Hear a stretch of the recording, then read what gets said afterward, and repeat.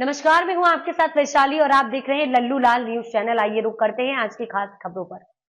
समाज को जाति में बांटने का काम कर रहे राजनीतिक दल आरएसएस का काम सबको साथ रखना। मोहन भागवत। केरल के पलक्कड़ में चल रहे आरएसएस समन्वय बैठक के दूसरे दिन यानी रविवार को कुल 5 सत्र आयोजित किए गए। इन सभी सत्रों को समूह में बांटकर चर्चा आयोजित की गई है। शिक्षा, सुरक्षा, आर्थिक पॉलिसी और सामाजिक समरसता जैसे मुद्दों पर चर्चा हुई।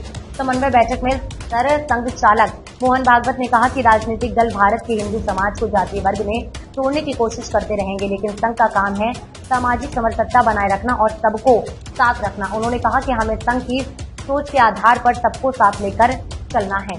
सामाजिक समरसता बनाकर रखना हमारा कर्तव्य है। समाज में समरसता बनी रहे। भागवत सूत्रों के मुताबिक भागवत ने कहा कि सामाजिक वर्गीकरण के भी कई आयाम होते हैं। राजनीतिक दल अपने स्वार्थ के चलते इस तरह की मांग करते रहेंगे। ये होनी चाहिए या नहीं होनी चाहिए, सरकार और कोर्ट का काम है। हमारे जो काम है और संघ जिसके लिए बना है वो हमको करते रहना है। देश के लिए समाज को एकजुट करना, सभी को साथ लेकर चलना। आरएसएस की बैठक में राष्ट्रीय सुरक्षा के विषय में विस्तृत चर्चा हुई। इसमें बांग्लादेश में हो रही उथल-पुथल के कारण भारत की सुरक्षा चिंता पर चर्चा की गई। इसके अलावा देश के कई पड़ोसी मुल्कों जिसमें चीन, अफगानिस्तान से बढ़ते खतरों के मद्देनजर देश की सुरक्षा व्यवस्था को लेकर एक व्यापक रणनीति के तहत कदम उठाने को लेकर चर्चा की गई। इसके तहत बांग्लादेश के अल्पसंख्यक हिंदुओं की सुरक्षा को लेकर भी चर्चा की गई।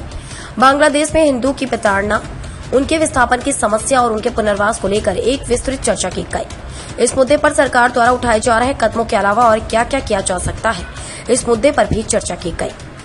सरकार की आर्थिक पॉलिसी पर भी चर्चा। संघ के राष्ट्रीय समन्वय में केंद्र सरकार की आर्थिक पॉलिसी पर चर्चा की गई। इस बैठक में भारतीय मजदूर संगठन, स्वदेशी जागरण मंच, किसान संघ जैसे दूसरे संगठनों ने भारतीयता और भारत में बने उत्पादों को चरणबद्ध तरीके से बढ़ाने पर चर्चा की। इस बैठक में स्वदेशी चीजों को बढ़ावा और इन पर फोकस बनाए रखने की बात कही गई।